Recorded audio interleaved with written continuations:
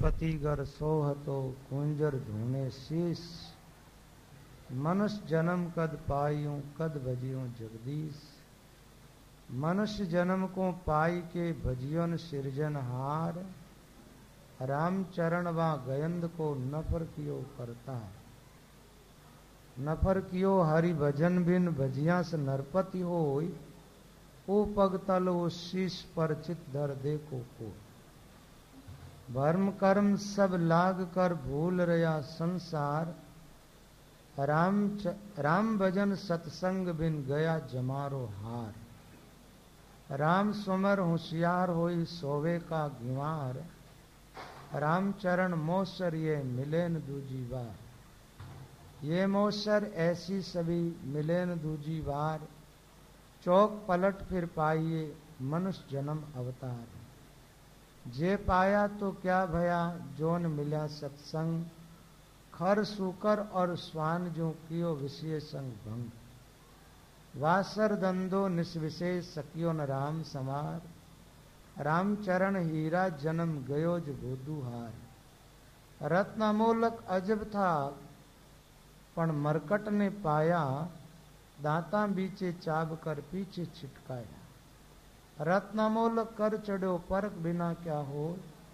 रामचरण अज्ञान नर दियो विशेष संखो। राम कहो रे बाबरे जन्म अमोलक जाय। मत भूलो धन धाम में जासो सब छिटकाय। राम भजन रुचि उपजे जद पारक परमाण। रामचरण ये विशेष संग रत्नन दीजे आन। लोक 84 भुगतता राखी नर की आस। रामचरण अब नर भयो लागी ग्रह की प्रास। बूधु भूल्यो बूधु बंध्यो बोध बिन जान शत्रु को मित। रामचरण धोखे गयो बिसर्यो पुरुष अचिंत। राम कहे ते मानवी राम बिना सब रोज। रामचरण जो का भयो उगड़ो नर को खोज। 84 के अवसरे सब पावे नर दे। पाई जा की सफल है जो राम भजन कर ले। राम भजन प्रताप सो जम दरगे नहीं जाए। रामचरण सदगुरु कहे वेद समझा। वेद बतावे राम को और कहे सुखदेव। रामचरण मूर्ख मनुष्य लैन हरि का भेद। देव बिना पावे नहीं राम नाम निज तत्। रामचरण एक राम बिना मुक्ति नहीं के संत राम। महापुरुषों ने चेतावनी के अंग में एक हाथी का दृष्टांत देकर के बताया। राजा की घर पर एक हाथी खड़ा है और वो सिर हिला रहा है, रो रहा है। ये बात मैंने पहले बताई है सत्संग में। महाराज से किसी ने पूछा कि हाथी रोता क्यों है और सिर क्यों धूलता है। महाराज कहते ही हाथी पश्चाताप कर रहा है कि मनुष्य जीवन मिला और उसमें मैंने भजन साधन नहीं किया और राम भजन नहीं किया तो हाथी की योनि में आ गया।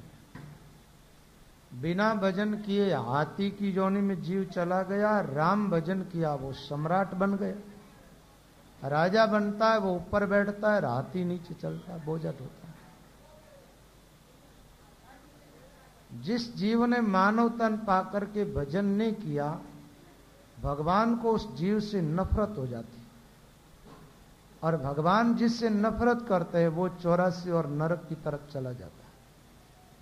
भगवान जिससे प्रेम करते हैं उसको अपना धाम दे देते हैं, अपना रूप दे देते हैं और सदा के लिए उस जीव को सुखी बना देते हैं।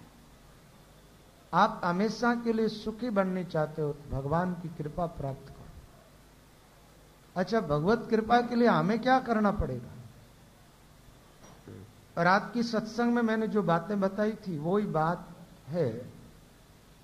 3 काम में लग जाओ, आपके जीवन पर भगवान की कृपा हो जाएगी। राम भजन में लगो, सबसे पहला काम ये, जिसमें पैसे खर्च होते नहीं है और तकलीफ भी कुछ नहीं उठानी पड़ती, सहज और सरल काम। राम नाम का जप करने में क्या तकलीफ है? और नाम जप करने से राम जी मिल जाए, नाम जप करने से हम संसार से पार हो जाए, नाम जप करने से हमारी अशांति हमेशा के लिए मिट जाए, हमें शाश्वत शांति मिल जाए, फिर ये इतना सरल काम क्यों नहीं कर लेते आप? व्यर्थ के प्रपंचों में आदमी भागता रहता है, कभी कहां कभी कहां कभी कहां कभी कहां, और बाहरिक आडंबर से आदमी जरूरत से ज्यादा प्रभावित हो जाता है। उसको पता ही नहीं है कि इन काम से मोक्ष नहीं हो सकती, मुक्ति का मार्ग ये नहीं है। मोक्ष का जो मार्ग है वो भजन है, आराम भजन करो।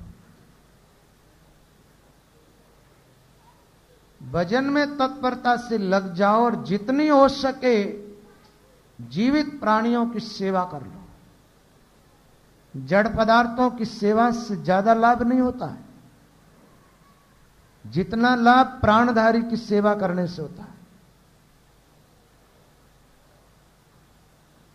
सत्संग में लग जाओ, जहां कहीं सत्संग मिले छोड़ो ही मत। लाख काम हो तो उसको छोड़ दो, क्योंकि वो काम हमारे जीवन के काम आने वाला ही नहीं।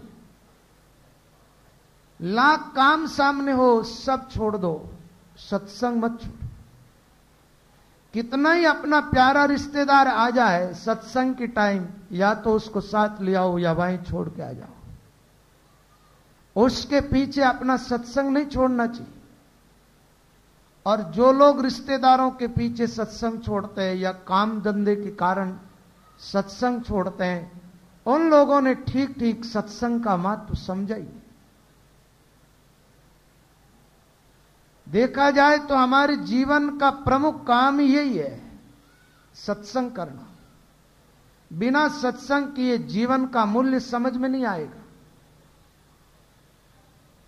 बिना सत्संग किए ये बात समझ में नहीं आएगी कि ये जीवन मिला किस लिए, इस जीवन में आकर के हमें क्या करना चाहिए।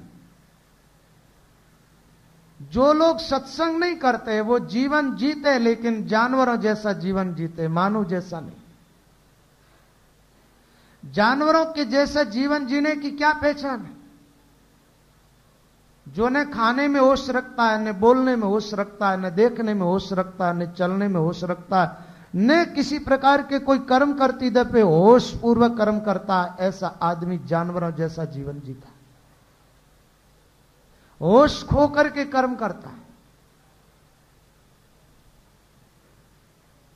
तो महात्मा लोग कहते हैं राम भजन बिना जीव ऐसी योनियों में चला जाता है जहां यातनाओं के अलावा और जीव को कुछ भी नहीं मिलता। सुख और शांति नाम की वहां चीज ही नहीं है। एक बात बताओ, आप अकेला रहना पसंद करते हो परिवार के साथ? ये वृक्ष भी तो खड़े हैं, इनमें भी एक आत्मा है, लेकिन ये जिएंगे जब तक अकेले रहेंगे। अकेले। आप छाया में बैठना पसंद करते हो, धूप में खड़ा रहना? आप छाया में बैठना पसंद करते हो। ये वृक्ष जो है पूरा जीवन धूप में निकालता है। कितनी भी कड़ाके की धूप क्यों ना हो, इनको अपने सिर पर ही झेलनी पड़ती है।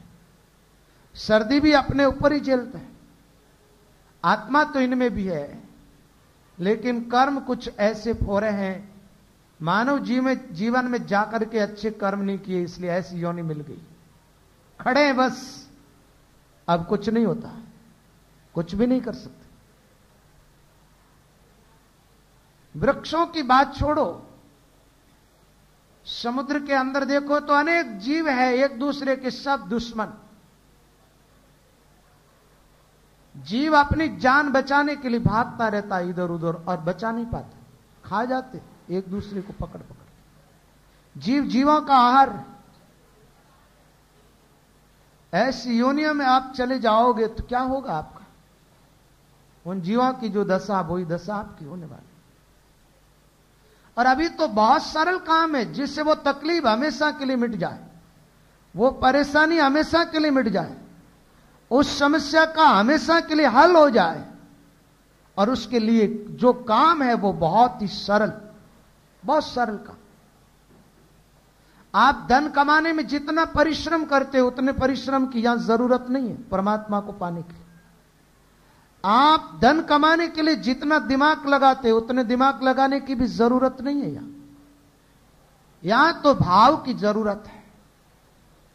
यहां तो भाव का साम्राज्य है, और भाव के साम्राज्य में जो प्रवेश कर जाता है वो ईश्वर के निकट पहुंच जाता है। भगवान के प्रति अपने जीवन में भाव जगाओ, भजन करने की रुचि पैदा करो अपने जीवन में, और कल नहीं आज से ही भजन करना आरंभ कर दो। आप हमेशा के लिए सुखी हो जाओगे। यह आपके हित की बात है, हित की नहीं परम हित की बात है। आप थोड़ा सोचो, समझो, विचार करो इस बात पर। अपने आत्म कल्याण के रास्ते को चुनो और उस रास्ते पर चलना आरंभ करो। ऐसा मौका बार बार नहीं मिलेगा, नहीं मिलेगा। और यह अवसर आज से चला गया तो फिर रोना ही रोना है। मनुष्य जन्म अनमोल रे, मिट्टी में ना रोल रे। अब तो मिला है फिर ना मिलेगा, कभी नहीं कभी नहीं कभी नहीं रे। मनुष्य जन्म अनमोल, के दास सगराम हाथ में हीरा आया। मिनक जन्म का मोल गाल गोफण में बाया। बाई दिया बेसूर जब लारे रहो एक, पारक पड़िया रोयो गोडा माथो टेक। गोडा माथो टेक ईसा में गणा गमाया, के दास सगराम हाथ में हीरा आया। एक मूर्ख व्यक्ति जंगल में खेत का काम करने वाले को हीरा से भरा हुआ एक बर्तन मिला, एक हांडी मिली जिसके अंदर टोटल हीरे, बड़े बड़े हीरे, बड़े कीमती हीरे थे। वो खेत में चिड़ियां उड़ाने का काम कर रहा था आदमी। उस आदमी ने विचार किया, हमेशा गोफण में पत्थर रखने के लिए मुझे ढूंढना पड़ता है, अकेटे मिल गए, बहुत अच्छा। खेत के अंदर किसान चिड़ियां उड़ाते हैं ना, एक माला बना करके उस पर रहते। वहां उस हंडिया को रख दी और उसके खेत के ठीक किनारे एक पानी का बहुत गहरा दह था, बहुत गहरा पानी। जैसी चिड़ियां बैठती है और वो एक एक करके हीरे को गोफन में रखता है और फेंकता, चिड़ियां उड़ाना का काम कर रहा है। और खेत में अन्य जगह गिर जाता है तो वहां से उठा के फिर ले आता, फिर गोफन में डालता है, फेंकता है। और ऐसे एक एक करके सारे हीरे पानी के गहरे दह में चले गए। उसकी पत्नी एक बार रोटी लेकर के खेत में पहुंची, उसके साथ एक छोटा बच्चा था। एक हीरा उस बच्चे के हाथ लग गया, उसने अपने मुट्ठी में रख लिया। और वो जब घर आई तो बच्चा उस हीरे को भी अपने घर लेके आ गया। घर के अंदर गरीबी थी, जरूरत पड़ी नमक की, पैसे नहीं है। विचार के चमकीला पत्थर है, दुकानदार का बेटा है, खेलेगा इससे, इसके बदले में मुझे मुट्ठी भर नमक तो मिल ही जाएगा। वो स्त्री उस दुकान पर गई और जाकर के कहने लगी, मेरे नमक नहीं है आज, और तो मेरे पास पैसे तो है नहीं, ये एक छोटा सा पत्थर है, मैं दे देती हूं, आपका बच्चा खेलेगा, और मेरे को तो नमक चाहिए और कुछ नहीं। दुकानदार ने उस पत्थर को हाथ में लिया, देखा उस दुकान पर एक जंवरी खड़ा था। हीरे की पारक जंवरी जाने का है तोल गिवारा में। उसने देखा, विचार किया, ये तो हीरा है और ये स्त्री नमक के बदले दे के जा रही, हीरा बड़ा कीमती। उसने कहा, बहन ये पत्थर नहीं है और नमक के बदले में ना दो तो क्या है? बोले ये हीरा है और $1,00,000 इसकी कीमत है, 1,00,000 रुपये पूरे मिलेंगे। उस स्त्री ने सोचा, ऐसे इतने से छोटे पत्थर के बदले में 1,00,000 रुपये? बोले हां, मैं दिलाऊंगा तुझे। उसने वो हीरा ले लिया और उस स्त्री को 1,00,000 रुपये दिला दिया। अब आप जानते हो, घर में जब रुपये आ जाते हैं तो महाराज वो क्या नहीं करते, झोपड़ों की जगह महल खड़े हो जाते हैं, है ना, सजावटें सब हो जाती। और पैसे ही नहीं हो आदमी के पास तो कुछ नहीं। घर में बढ़िया माल घुटने लगा, वो आदमी आया, घर की रौनक बदल गई। बोले बजे क्या ये पैसे कहां से आए थे? उस स्त्री ने कहा अपना बेटा वो खेत में से एक पत्थर लेके आया, उसके 1 लाख रुपये मिले। उसने कहा 1 लाख रुपये, वो पत्थर इतने कीमती थे क्या? बोले हाँ। अरे बोले ऐसे पत्थर तो मेरे हाथ बहुत सारे लगे थे और मैंने गोफण में डाल करके फेंक दिए। वो आदमी रोने लगा। उस जब हीरे की कीमत उसकी समझ में आई ना, बैठ गया, अपने घुटनों के बीच में अपना सिर रखा, रोने लगा। तो उसकी पत्नी ने कहा क्यों रोते हो, क्या बात? बोले ऐसा में गणा गमाया, केदास सगराम हाथ में हीरा आया, मिनक जन्मरा मोल गाल गोफण में बाया, बाई दिया बेसूर जब लारे रहो एक, सिर्फ एक बचा, वो बच्चे के हाथ लग गया। पारक पड़िया रोयो गोडा माथो टेक, जब हीरे की पारख हुई पता चला कि ये इतना कीमती, जब वो रोया। गोडा माथो टेक, ईसा में गणा गमाया, के दास सगराम हाथ में हीरा आया। कहने लगा कि ऐसे हीरे बहुत खो दिए, कहीं उस व्यक्ति वाली दशा हमारी ना हो जाए, सावधान रहने की जरूरत है। मनुष्य जीवन के श्वास हीरे से कम कीमती नहीं है। क्या कहूं कौन सामले, क्या बजाऊं डोल, श्वास खाली जाते हैं 3 लोक का मोल, जेति श्वासानी सरे तेति विषय विकार, राम लपेटी निसरे सो श्वासा तत्सार। क्या कहूं कुण सामले, क्या बजाऊं ढोल, श्वास खाली जाते 3 लोक का मोल। एक एक श्वास के साथ त्रिलोकी का मूल्य। हीरे की कीमत बहुत कम है और तीनों लोकों की कीमत बहुत ज्यादा, क्योंकि सारे हीरे इस धरती पर तो है। 3 लोक एक तरफ और हमारी श्वास एक तरफ। महात्मा कहते हैं तीनों लोक से भी ज्यादा मूल्यवान हमारे श्वास, और ऐसे श्वास हम बिना भजन खो रहे हैं तो ये मूर्खता का काम नहीं है तो और क्या है। और जब परख होगी आपको, उस समय आपके पास समय नहीं रहेगा। जब अंतिम समय निकट आएगा, जब विचार करने लगोगे श्वास तो बड़ी कीमती थी, इन श्वासों में हम भजन करते तो मुक्त हो जाते, भगवत प्राप्ति हो जाती। भजन किया नहीं, अब जमराज के दूत आ गए सामने ले जाने के लिए। आदमी कांपने लगता है, भयभीत होता है, रोने लगता है, चिल्लाने लगता है। कौन सुने, कौन मदद करे?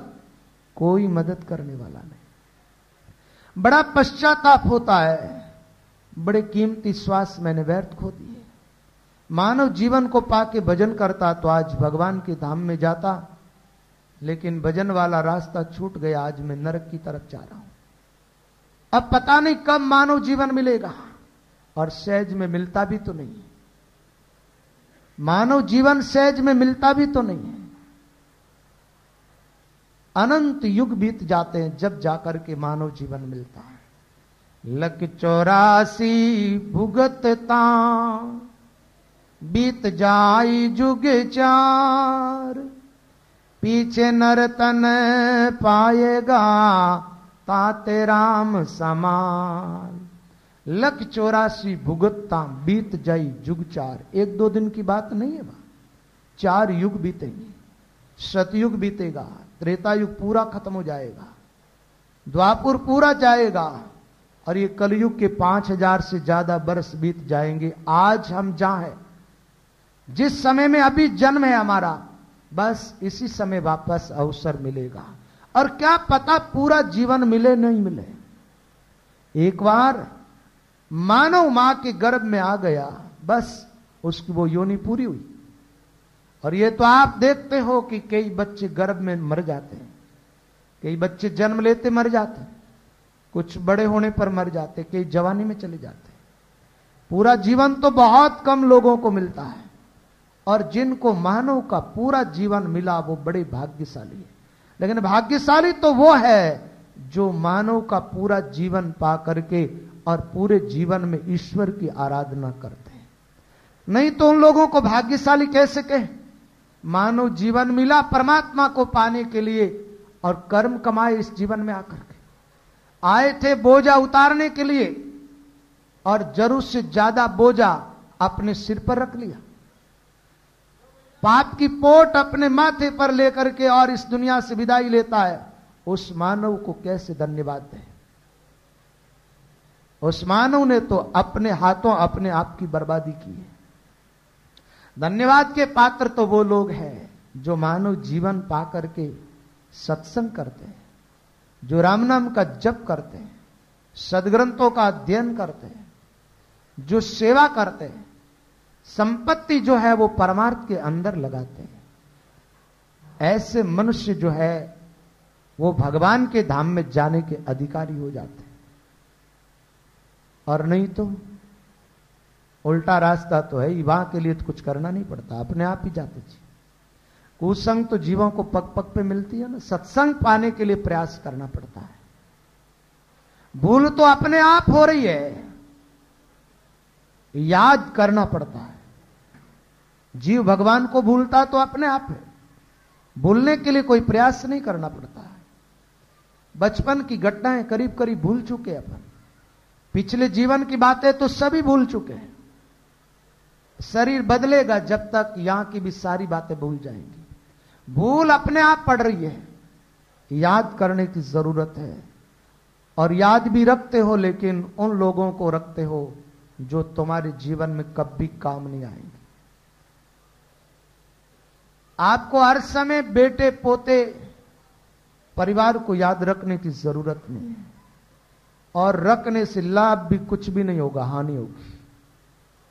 घर रुपये पैसे काम धंधे को हर समय याद मत रखो, उससे भी हानि होती है।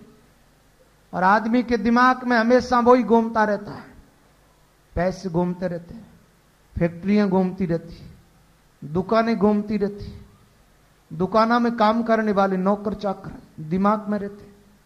एक काम चल रहा है अच्छी तरह, पैसे कमा लिया, 5-7 पीढ़ी में चले उतना, और उसके बावजूद भी समाज में अपना नाम ऊंचा करने के लिए आदमी उधर ही भागता रहता है। और भागते भागते भागते भागते आदमी विश्राम करनी तो नहीं चाहता है। मौत देवी आकर के सामने खड़ी होती है और वो कहती है, अरे भले आदमी कहां तक भागेगा, चल तुझे मैं विश्राम की तरफ ले चलती हूं। और वो महाराज इनकी भाग दौड़ मिटा देती है। मौत भाग दौड़ मिटाती। कुछ लोग शरीर से भागते, कुछ दिमाग से भागते, और भागने वालों को कभी शांति नहीं मिलती। विश्राम पाने के लिए बहुत जरूरी है कि आदमी शांत हो जाए, भाग दौड़ बंद करे। आप दौड़ते दौड़ते थके, अब आपको विश्राम की जरूरत है, तो दौड़ना तो बंद करे पहले, तो विश्राम मिलेगा। दौड़ना बंद करके बैठ जाओ। ये योगी क्रियाएं जो चलती है ना, उनमें सारे आसन होने के बाद में लास्ट जो आसन होता है वो शवासन होता है। कौन सा आसन होता? शवासन क्यों कराया जाता है? आसन करने से जो श्रम हुआ, जो थकान हुई है, उसको मिटाने के लिए विश्राम की बहुत जरूरत है। विश्राम की बहुत जरूरत है। और विश्राम न करो तो वो सारे आसन किए, सारा जो परिश्रम किया व्यर्थ हो जाता है, व्यर्थ हो जाता है। इसलिए शवासन बहुत जरूरी हो जाता है लास्ट। तो आदमी रुकता नहीं है, इसलिए मौत आकर के आदमी को सुला देती है, सो जा, कब तक भागेगा तू। अब मौत के सुलाने पर सोते हो तो उसके पहले मौत जब तक दूर है तब तक आप ध्यान में क्यों नहीं प्रवेश कर जाते, जिससे सच्चा विश्राम मिल जाए आपको। परम विश्राम पायो, परम विश्राम।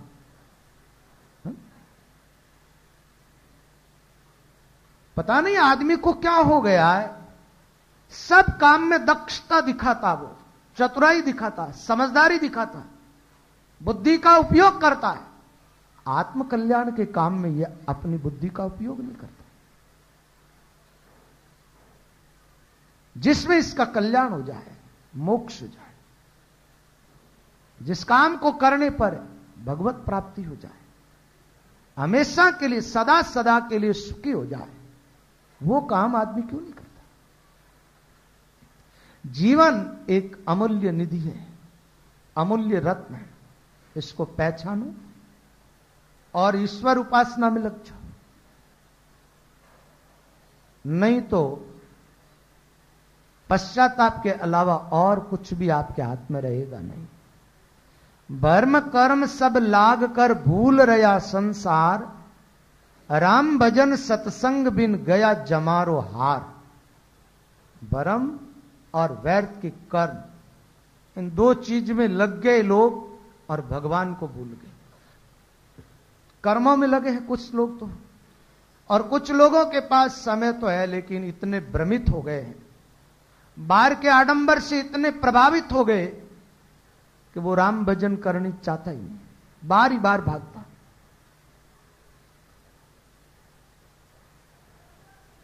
एक बात है, आदमी भागता है फूल तोड़ने के लिए, या दुकान पर जाता है फूल लाने के लिए, फूल लाऊं भगवान को चढ़ाऊं, भगवान की प्रसन्नता प्राप्त हो जाएगी। जितना समय फूलों की माला लाने के लिए गए, जब लगा, आए गए, पैसे खर्च किए, उतना समय अपना अच्छा जो मन है वो भगवान में लगा करके भजन कर लो, अनंत गुना लाभ हो जाएगा। सुमन का अर्थ पुष्प भी होता है और सुमन का अर्थ अपना अच्छा मन भी होता है। पुष्प चढ़ाने से जितने जल्दी भगवान प्रसन्न नहीं होते, उतना अपना अच्छा मन भगवान को समर्पित करो, भगवान की प्रसन्नता आपको प्राप्त हो जाएगी। अच्छा मन। लेकिन बात यह है कि मन तो पूरा संसार में लगा रखा है, व्यर्थ के झूठे प्रपंचों के अंदर। अब मन तो उधर जाता ही नहीं, तो आदमी क्या करता है बेचारा, कि जो व्यर्थ के प्रपंच करके पैसे कमाए ना, उनमें से कुछ पदार्थ खरीदता है ठाकुर जी को राजी करने के लिए। ठाकुर जी क्या कोई तुम्हारे छोटे बच्चे के नहीं बच्चे है क्या, जो तुम छोटे छोटे खिलौने दो और वो राजी हो जाए? तुम्हारी चीजों का कोई मूल्य ही नहीं है। ठीक है, वो तो दयालु है, कृपालु है, इसलिए तुम्हारी तुच्छ चीजों का भी आदर कर लेते हैं, ताकि उन चीजों का कोई मूल्य नहीं है। सारी वनस्पति उनके बाल है, क्या है? जितने फूल खिल रहे हैं ना, वो सब कहां है? उन्हीं के शरीर पर खिले हुए हैं। ये रोम, परमात्मा के रोम क्या है? विराट भगवान की विभूतियों का जब वर्णन होता है क्या है? सारे वृक्ष उसके रोम। तो इसका मतलब उसी के रोम खिले हुए और उनको तुम तोड़ के उन्हीं को चढ़ा रहे हो। ये कैसी भक्ति है? सारी नदियां उनकी नसें हैं, फिर तुम पानी क्या चढ़ाओगे उनको? समुद्र पूरा उनका पेट है ना? लेकिन करे क्या? उनकी विराट लीला, उनका जो आनंद स्वरूप, आनंद सामर्थ्य, वो तो समझ में ही नहीं आया ना। और समझ में इसलिए नहीं आया कि बाहर की भाग दौड़ इतनी रही। एक बात है, कोई बात समझने के लिए थोड़ा तो आदमी शांत हो, जब कोई अच्छी तरह बात समझेगा ना। अभी आप यहां बैठो नहीं, इधर से इधर, इधर से इधर चक्कर लगाते रहो, कोई बात समझ पाओगे? न सुन पाओगे, न समझ पाओगे। और आदमी तो जब से जन्मा, जब से भागता ही जा रहा।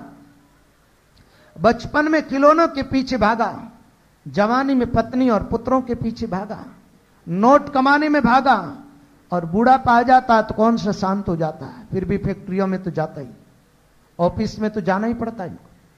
और इनसे बात करो तो बड़े चतुर लोग हैं ये, बड़ी युक्ति निकाल लेते हैं और युक्ति से बात करते हैं। बोले क्या करें, हमारा टाइम पास करने के लिए जाना पड़ता है। तो ध्यान करने से तुम्हारा टाइम पास नहीं होता है क्या? घर में ऐसी जगह चुनो जहां बैठ करके ध्यान करें। माला फेरने से टाइम पास नहीं हो सकता है क्या? लेकिन नहीं, मन ही ऐसा हो गया प्रपंच, इसलिए वो प्रपंच इनको सामने दिखता रहे जब तक इनका मन राजी रहता है। मजदूर लोग काम कर रहे हैं, बदले में पैसे मुझे मिलेगा, वहां जाके बैठ जाता फालतू। कई बार तो ये बुड्ढे लोग जाकर के दुकानों पर और ऑफिसों में बैठ जाते हैं ना, इनके बेटे पोते हैरान हो जाते हैं कि ये चले जाए तो अच्छा, उसके बावजूद भी ये लोग जाते, पता नहीं क्या है। वो लोग चाहते हैं कि यह बुढ़ापे में भजन करे, उसके बावजूद भी ये टांग अपनी अड़ाते ही रहते बीच बीच में। मौत याद नहीं आदमी को। जब बेटे काम संभाल रहे हैं, पोते काम संभालने के लायक हो गए, फिर भी क्यों भाग रहे हो? वजह क्या है? क्या तुम्हें अपने बेटों पोतों पर भरोसा नहीं है? भगवान के प्रति तो अविश्वास हुआ, लेकिन अब तो इनके प्रति भी होने लग गया लगता है। क्या तुम भूखे मर जाओगे? ये रोटी नहीं देंगे तुम्हें? क्या नंगे रह जाओगे? कपड़े नहीं मिलेंगे? और ये कपड़े मिल जाएंगे, रोटियां मिल जाएगी, मकान मिला हुआ है, फिर काहे को भागे उधर? अब बुढ़ापे की भागदौड़ तो पूरी भजन साधन की तरफ रहनी चाहिए। चलना है, लेकिन कहां? या अहमदाबाद में कहीं कोई साधु संत आए हुए सत्संग हो रहा, फैक्ट्री की तरफ और दुकानों की तरफ मत भागो, खोजो कि कहीं सत्संग हो रहा है, चलो वहां चलेंगे, वहां जाकर के सत्संग सुनेंगे। उधर नहीं जाता। पड़ोस में पास में हो तो रोज सुनते हैं, क्या है वो की वो बातें हैं, तुम्हें पता नहीं, बात तो वही होती है, नई बात तो कहां से लाएंगे? नया तो कुछ है ही नहीं। ये संसार पूरा पुराना ही है, केवल रूपांतरण होता और नवीन कुछ भी नहीं। धरती वही है जो सतयुग में थी, उसी धरती पर आज हम रह रहे। हवा वही चल रही है, बहुत पुरानी है ये भी। सूर्य भी बहुत पुराना है, चंद्रमा भी बहुत पुराना है, आकाश भी बहुत पुराना है। इसी प्रकृति में रूपांतरण होता रहता है, नया कुछ नहीं है। ये इतनी बड़ी बड़ी जो पुस्तकें हैं ना, बातें वही है, बार बार उलट करके वही बात आती है। और महात्माओं का मेन उद्देश्य रहा कि जीव सावधान हो जाए, जग जाए, भजन में लग जाए, जिससे इनका परम हित हो जाए। इसलिए इन्होंने बार बार ये बात कही है, भजन में लगो, जगो, आप अपनी सोई हुई चेतना को जगाओ, विवेक का आदर करो और ऐसा सोचो कि इस दुनिया में रहना कितने दिन है। और ये झूठा प्रपंच हमें अनंत जन्मों के लिए 84 में भटकने के लिए विवश कर देगा। सावधानी पूर्वक जीवन नहीं जिया तो अनंत जन्मों के भरम कर्म सब लाग कर। भरम कर्म वाली बातें ऐसी है, कभी भोपों के पीछे, कभी ज्योतिष वालों के पीछे, कभी वास्तु वालों के पीछे भाग रहे हैं आदमी। ये वास्तु वाले भी आजकल तो बड़ी कलाकारी करते हैं, अच्छे अच्छे बंगलों को तोड़ा देते, अच्छे अच्छे मकानों को तोड़ देते लोग। लोगों को पता नहीं है कि दुख सुख प्रारब्ध के अनुसार आता है। मकान की तोड़फोड़ से कोई तुम्हारा दुख सुख मिट जाए, ऐसा नहीं हो सकता। सुख तुम्हारे सत्कर्मों के फल के रूप में मिलता है और दुख तुम्हारे बुरे कर्मों के फल के रूप में मिलता है। सुख दे के जहां पुण्य करो, दुख दे के जहां पाप, भुगते अपनों की सगराम के आप। सगराम के आप कुजस जस किन्ने भाई, बेर करे जैसा आगे भले भर पाई। दाता के दरबार में हो न्याय इंसाफ, सुख दे के जहां पुण्य करो और दुख दे के जहां पाप। जब ये पाप पुण्य के फल रूप में सुख दुख मिलता है तो मकान काहे को तोड़ाते हो? लेकिन तुम्हारी मति स्थिर नहीं है, और जिन लोगों की मति स्थिर नहीं है उसको कोई भी भ्रमित कर सकता है। और ये 6 शास्त्रों में तो वास्तु कोई शास्त्र नहीं है। हमारे यहां पर जो 4 वेद है, चारों वेदों के नाम है, 18 ही पुराणों के नाम है, 6 ही शास्त्रों के नाम है, 9 व्याकरण के भी नाम है। लेकिन ये वास्तु कहां से निकला? उस समय पहले तो नहीं था।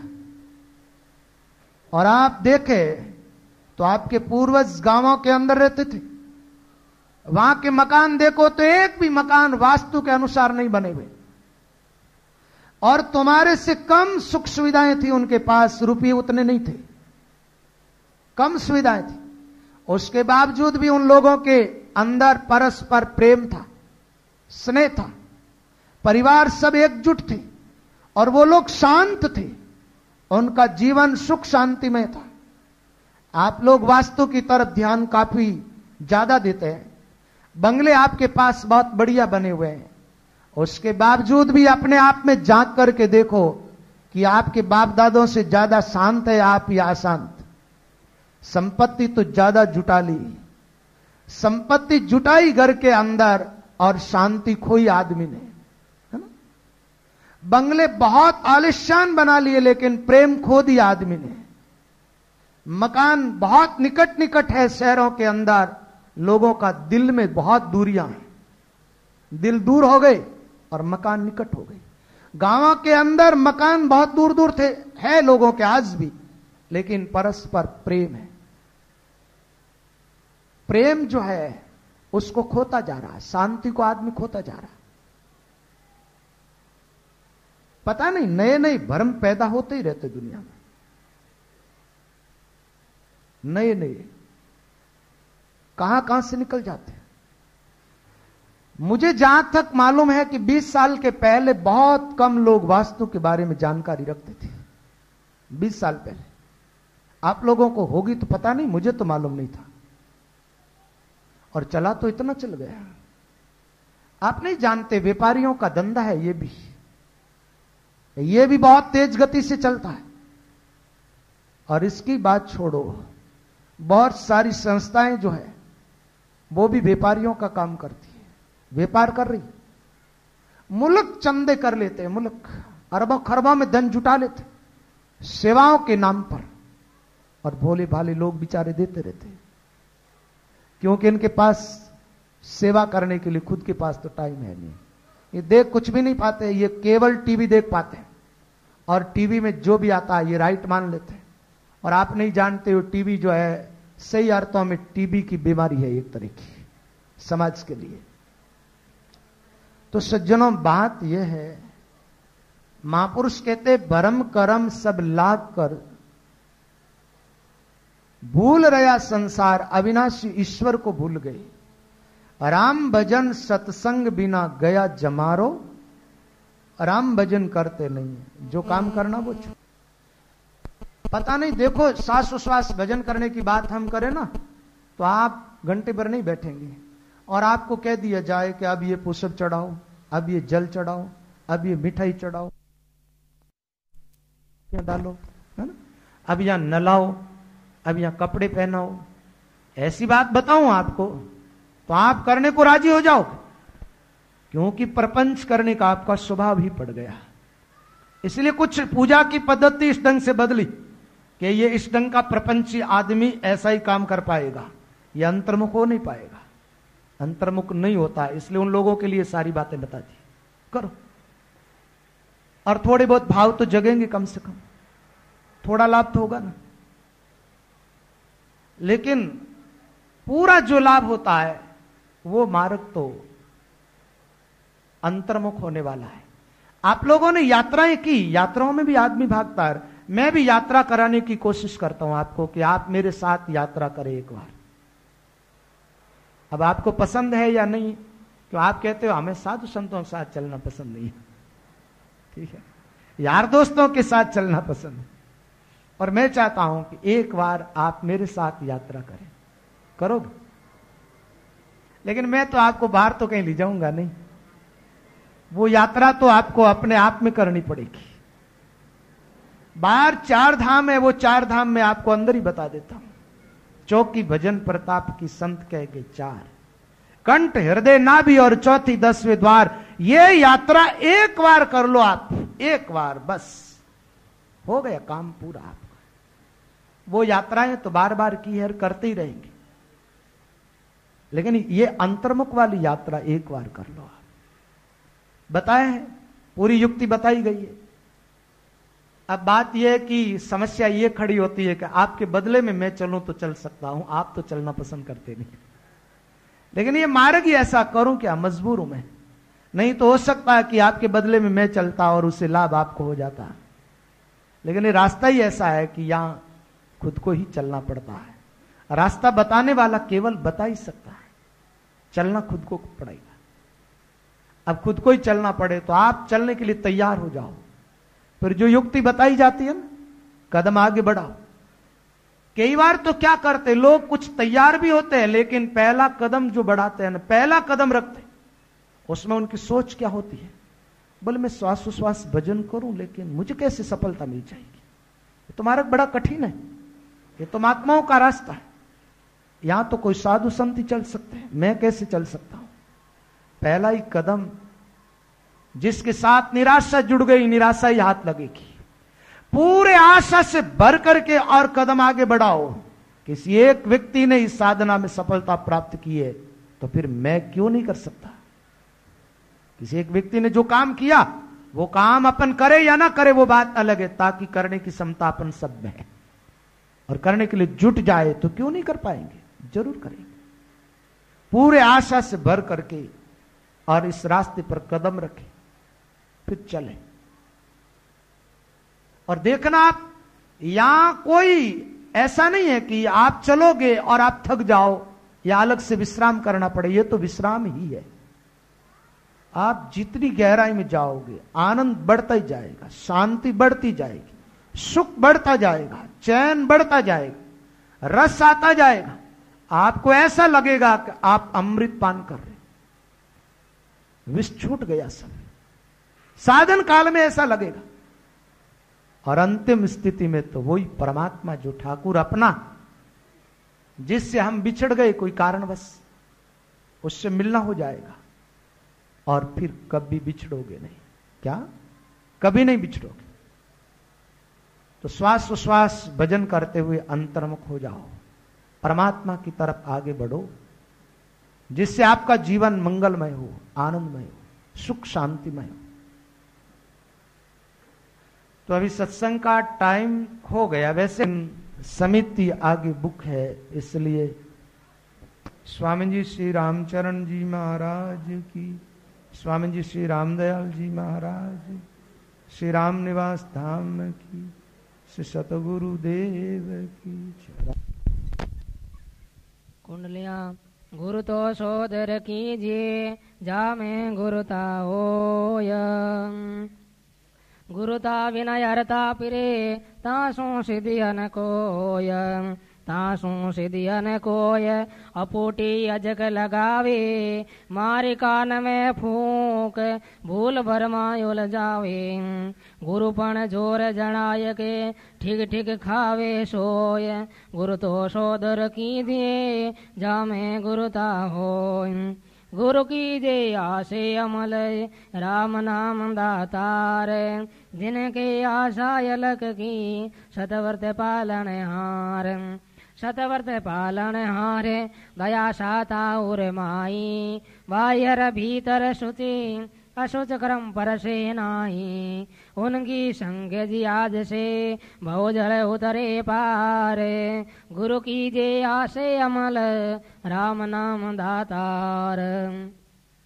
गुरु नाम दातार हैं, बेटे बहु को भीत। ज्ञान दान वैराग्य दे चरणामृत शीत। दे चरणामृत शीत, शील समता के दाता। तीन लोक धन तोष, पोक दे अरे असादा। रामचरण ऐसे गुरु, जमसों करे अजीत। गुरु नाम दातार हैं, मेटे भव को भीत। भद्र करण भव त्यारणे, सदगुरु उस्ता जोय। वैराग शरो तो हाथ ले, मन को मूंडे सोए। मन को मूंडे सोए, ज्ञान जल नान करावे। अशुद्ध वासना धोए, आत्मा शुद्ध उजलावे। राम मंत्र दे आरसी, आंधार के न कोय। भद्र करण भव त्यारण, सदगुरु उस्ता जोय। गापिल गुरु न कीजिए, जहाँ सावधान जानता नाय, सटल पटल मनसा विकलम भटके भरमा माय, भटके भरमा माय, आश धरियज क्या ढोले, समता साचन शील वह विपता के झोले, उनका चेला होय करी कहो कौन घर जाए, गापिल गुरु न कीजिए जहाँ सावधानता नाय। गुरु गुरु सब कहते हैं पे गुरु दो ये प्रकार, कन फूका गुजरान गुरु ज्ञान गुरु भवत्यार, ज्ञान गुरु भवत्यार जिनों के स्वार्थ नाही, परमार्थ की नाम दया उनके उर्माही, रामचरण भोयो परे विचरे पर उपकार, गुरु गुरु सब कहते हैं पे गुरु दो ये प्रकार। गुरु अजाची पुरुष जो जे जाचे जाचे कसोय, गुरुता निरता जोय दे जहाँ पारक मति होय, जहाँ पारक मति होय, ऊंच सोदाता कहे नीचा मंगता जान ताश को संग न गईये, रामचरणी शब्द में लचदर साई दोय, गुरु अजाची पुरुष जो जे जाचे जाचे कसोय, साकी जाचिक तो सतगुरु नहीं, जाचिक मगता होए, अजाचिक गुरु जानिए पारे उतारे सोई, छंद जंपाले ज्याज रूप गुरु पार उतारे, उतराई नहीं मांगे, ऐसी संगति छाड़ कुबुद्धि परवर्ती से ती लागे, परवर्ती में पाखंड घनेरा भांति भांति छल खावे, साच बाच कबू नहीं भाके भरमी भर में भुलावे, जे गुरु भर में भुलाया डोले सो कहाँ जाने अविनाशी, अविनाशी अब दूता जाने ये तो गांव गलिया का वासी, कुंडलिया गांव गलिया गुरु गीदड़ा और घर घोड़िया रजपूत, वे कद सुलझा सीदास ने आपने उलझा सूत, आपने उलझा सूत, नीत घर गुजर चलावे, कोई उनकी सेवा साधन मुक्ति जागीरी चावे, वे परगट पानी पना लके अकल मिनायोत, गांव गलिया गुरु गीदड़ा और घर घोड़िया रजपूत, परवर्ती निर्वर्ती गुरु करे ये परा परी शू होय, जे परावर्ती शू परवर्ती करे वे अकलहीन है सोय, अकलहीन है सोय कावे ज्ञान बतासी, भर में अंधारी डारे भार दे मुश मुशी खासी, गिरदे चश्मा खोल के कोई नहीं का दे को जोय, परवर्ती निर्वर्ती गुरु करे परा परी शू होय, साकी सतगुरु साच संतोष दे जा में तीन लोक को धन, सुरति मिलावे नाम सू बहुविधि करे जतन, छंद वेदाल गुरु पारक जानिए से मान मन में सत्य ही, अनंत शक्ति ज्ञान पूर्ण भरम चूर्ण नित्य ही, इसे गुरु को धारे मस्तक काज अपनों कीजिए, बहुरी कहूँ गुरु सिख लक्षण सो अब सुन लीजिए, कुंडलिया गुरु कीजे उत्तम दशा सिख मुक्ति गाय की जोय, राम मत सुख मन मेल सू तो कदे न खड़बड़ होय, कदे न खड़बड़ होय, भजन वे राग बधावे, जति सती थिर रया एक रसी ठेठ निभावे, निर्लोभी ऐसे लके लोभी लके न कोय, गुरु कीजे उत्तम दशा सिख मुक्ति गाय की जोय, गुरु लक्षण गुरु जानिए सिख लक्षणा सिख जाने, गुरु अज्ञा सिख उर धरे करे न ज्ञान, करे न ज्ञान, गुरु कारज की भाके परमारथ प्रसिद्ध नहीं परमारथ अभिला की, त्यारण तिरण विवार की परगट पड़े बिजाने, गुरु लक्षणा गुरु जानिए सिख लक्षणा सिख जान, दास साच के श्याम को अर श्याम सुजा का होये, ऐसे बाणक परस पर सेवा फल ले सोय, सेवा फल ले सोये मनोरथ मन का पूरे, ये दोये में ये कयन होय तबे फल जानू दोरे, रामचरण साची कह साचा दोषन कोई, दास साच दे श्याम को अर श्याम सुजा का होय, चौपाई शेष बोरी समता लिया तन मन धन गुरु चरणा दिया, निच वीक्षण राम रस पीवे यज्ञ शेष धारी नित जीवे, निर्मल बुद्धि सुधि अति जाके धर्मादर नित श्रद्धा राखे, आन वासना मन सोचे की सावधान अति समझ विवेकी, साकी जे कब हुर भरे जे कब हुर पटे गुरु तो समझा शिकले ढाब शिष तरना लागा रे वदे गुरा संग आम ओत पोत गाढ़ा रहे कदे फुसल नहीं जाए गुरु समृत शिख समझना तो बे काज दर्शाए देखत भूली जगत के सावधानता नाई रामचरण जन राम का सदा सुचेती माई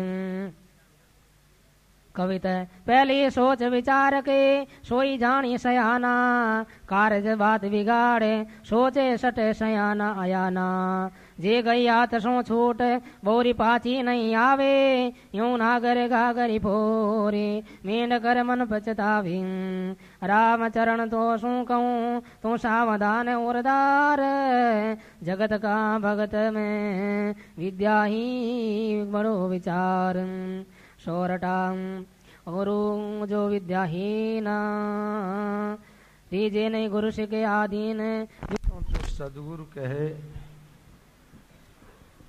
ले चरणामृत सीत कर जोड़े दंडवत करे साधे धर्म अतीत कर जोड़े विनती करे चश्मा आंसू डार रामचरण सन्मुख विमुख के आटा हिया मंजार यो साधन बाहर करे मन में खोटी रेख तो रामचरण साची के दो जग जावे भेग नीचे अग्नि जलाई के और ऊपर छाटे नीर यूं गुरु धर्मी भेक है चावे सुख की सीर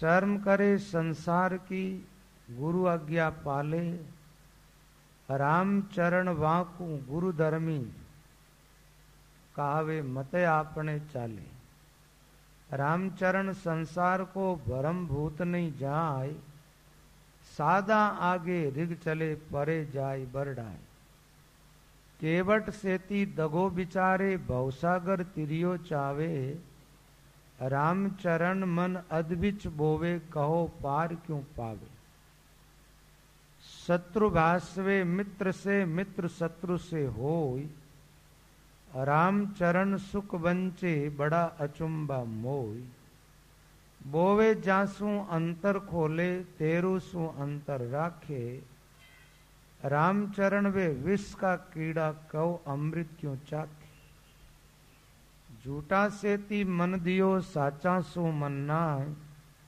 रामचरण वा जीव की सेवा निर्फल जाए मोक्षो चर्चा त्याग की मन संग्रह राता सदगुरु शब्द उलंकर रखे जगत नाता होश करे हरि मिलन की मिल चाले संसार रामचरण संसार में मन नहीं टिके लगाए गुरुमुख सो सुख उपजे मनमुख सो दुख होय रामचरण गुरु क्यों पचे शिष्य धर्म दियो खोय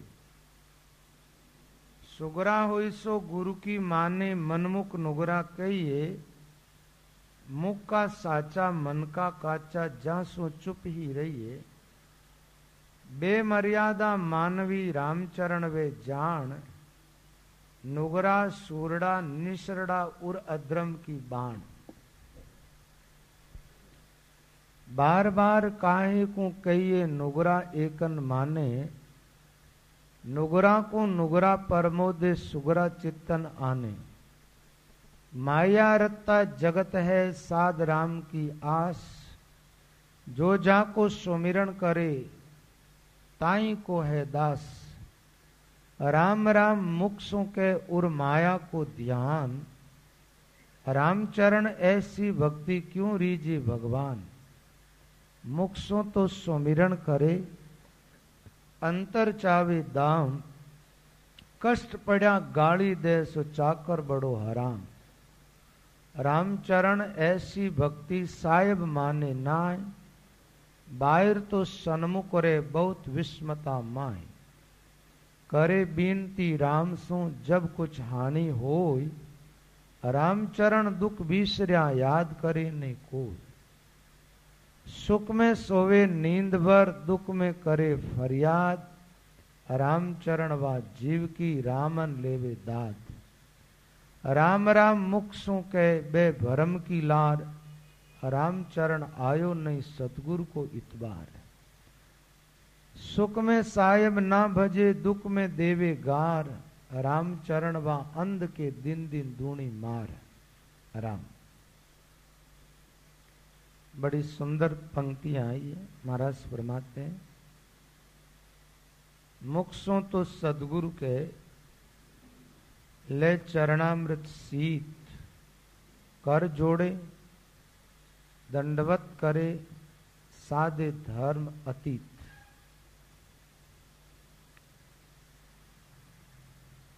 साधकों के लिए बात आई है। मुंह से आदमी कहता है अमुक महात्मा मेरे सदगुरु है, और बाहर की जो आडंबर है उसमें पूरा आदमी लगा हुआ है, वहां कोई कमी नहीं आने देता। चरणामृत की बात आती है तो सबसे पहले आगे रह करके चरण धोएगा। चरण धोता है और चरणामृत पीता है। प्रसादी की देखो तो आप लाइन में सबसे आगे शीत प्रसादी लेने की, और दंडवत प्रणाम भी करता है। कर जोड़े हाथ जोड़ता है, विनती करे, आंखों से आंसू भी निकालता है। लेकिन महाराज फरमाते ये तो सारी क्रियाएं बाहर हुई है, और भक्ति मार्ग के अंदर बाहर की क्रियाओं का विशेष महत्व नहीं है। रामचरण सन्मुख बेमुख के आटा हिया मजार। अब व्यक्ति गुरु के सन्मुख है या बेमुख, इसकी पहचान कैसे हो? ये ऊपर जो बातें बताई गई है ये तो सब बाहर की बातें हैं, और बाहर का आडंबर तो हर कोई व्यक्ति कर सकता है। मैंने अपने जीवन में कई ऐसे लोग भी देखे हैं जो दंडवत करते हैं, शीत प्रसादी भी लेते, चरणामृत भी लेते और निंदा भी करते, दोनों काम साथ साथ चलता है। उन आदमी को गुरुमुख कहेंगे क्या कहेंगे बताओ? कुछ चीजें रिवाज बन गई है क्या? जैसे समाज के कुछ रिवाज होते हैं ऐसे रिवाज बन गए। अभी जैसे प्रसादी की जहां बात आती है, शीत प्रसादी का महत्व है, लेकिन हजारों की भीड़ शीत प्रसादी लेती है। क्या वो भीड़ सब प्रसादी के अधिकारी है? उन सब के मन में भावना है? बिना भाव लिया जाता है, उनका कोई महत्व नहीं है। और वो प्रसादी पाने वालों को देखा कि उनका जीवन कुछ बदलता भी नहीं है, वैसा का वैसा। बिना भाव चाहे अपनी मटकी का पानी पिए और चाहे किसी महात्मा का चरण धो करके पिए, कोई फर्क नहीं पड़ने वाला। उल्टा जो चरण धोया हुआ पानी निषेध होता है। जो पानी, जिस पानी को पैर ने छुआ वो पानी निषेध होता है। जिस पानी में पैर रखे वो पानी नहीं पीना चाहिए आदमी को, लेकिन आदमी पीता है। एक बात है, जिस महापुरुष का चरणामृत हम ले रहे हैं उसके प्रति भगवत बुद्धि है जब तो मामला ठीक। उस महात्मा को हम भगवान मानते हैं या भगवान से बढ़ करके मानते हैं, ऐसी हमारी मान्यता, ऐसी हमारी धारणा, ऐसा हमारे मन में उनके प्रति आदर के भाव है, जब तो चरणामृत लेना सार्थक है। और अपनी नजर में वो एक साधारण व्यक्ति है, अपने जैसा ही है वो, उनमें अपने में कोई अंतर नहीं, और अपनी नजर में वो आदमी ठीक भी नहीं है, फिर उसका चरणामृत लेना तो निषेध है। उसके चरण धोया हुआ पानी अपवित्र है, उससे अंतःकरण उल्टा अपवित्र होता है। इसलिए चरणामृत लेने वालों को विशेष सावधानी बरतनी है। पहले जीवन में भाव जगाए और फिर चरणों की तरफ आगे बढ़े। भाव नहीं जगे तो दूर रहो, जरूरत नहीं बा। बिना भाव का चरणामृत वो अमृत नहीं है, वो तो पैर धोया हुआ पानी है। और पानी से अंतर ही क्या पड़ेगा तुम्हारे जीवन? पानी तुम्हें कैसे बदलेगा? बरसों से पानी पी रहे हो, पानी प्यास बुझा सकता, अंतःकरण को नहीं बदल सकता। चरणामृत प्यास नहीं बुझाता, चरणामृत तो हमारे भीतर के जीवन को बदलता है, अंतःकरण की सोच को बदलता है। तो चरणामृत लेना बात ठीक है, लेकिन साधारण व्यक्ति का चरणामृत तो ठीक नहीं होता। और एक बात और है, साधारण व्यक्ति को अपना गुरु बनाना भी तो ठीक नहीं है ना। जो आदमी अपने ही जैसा है उससे दीक्षा ली, क्या लाभ होगा? वो भी बंधा हुआ है, तुम भी बंधे हुए हो, मुक्त कैसे हो जाओ? एक तरफ नीम का रस, दूसरी तरफ आग का रस, दोनों को मिला करके मीठा करनी चाहते हो, मीठा कैसे होगा? आग भी कड़वा और नीम भी एकदम कड़वा। बात आती है, ग्रही ज्ञान चर्चा करे, लिया ग्रह अधिकार, जे वहां का संग करे तो कैसे हटे विकार। कैसे हटे विकार, परस्पर मेला दोई, आक नीम रस मिला, कौन विद मीठा होई। रामचरण ऐसेन को करिए मन तिरस्कार, ग्रही ज्ञान चर्चा करे, लिया ग्रह अधिकार। आजकल घरगृहस्थी तो साधुओं से भी आगे निकल गए, चेले मूंढने में तो साधु बहुत पीछे रह गए। विरक्त महात्मा वो तो एक तरफ बैठे और गृहस्थियों ने तो अपने झुंड खड़े कर दिए, चेले मूंड मूंड करके। क्योंकि इनमें कपट और चालाकी विशेष होती है, उस चालाकी का प्रयोग यहां धार्मिक क्षेत्र में किया उन लोगों ने। और एक अपना बहुत बड़ा जमेला खड़ा कर दिया, जबकि संतों ने निषेध किया है, दोनों काम एक साथ मत करो। घर गृहस्थी में रहना है तो दान लेना निषेध है, चेला मूढ़ना निषेध है। रामचरण जी महाराज के परम शिष्य हुए थे, नवल राम जी, देवकरण जी, कुशल राम जी, आज बड़े उच्च कोटि के महात्मा हुए ये, लेकिन इनके बच्चों को दीक्षा तो महात्माओं से दिलाई है। ये किसी के गुरु नहीं बने, ये सदग्रस्त थे, ग्रस्त धर्म का पालन किया और भजन किया, वो पार हो गए। लेकिन कलयुग है, कलयुग का ढंग ही कुछ अलग ढंग का है चलने का। घर गृहस्थी भी चेल्या मूंढे, योगी नाम धरावे, अपनी ही पूजा करवावे, ईश्वर नाम उठावे, दौड़िया नरका माई जावे रे, चोड़े दाड़े, कलयुग हाका कर तो आयो है चोड़े दाड़े। पहली बात तो यह है कि परमात्मा ने आपको आंख दी है, विवेक दिया है। आप केवल जैसे संसार के रिवाज, उन रिवाजों का ही पालन न करें, आंख से देखे और विवेक के द्वारा सोचे समझे। पहले जिसकी दीक्षा लेते उनका संग करें, सत्संग सुने, फिर जीवन में पक्का निश्चय हो जाए कि ये महात्मा हमें इस संसार से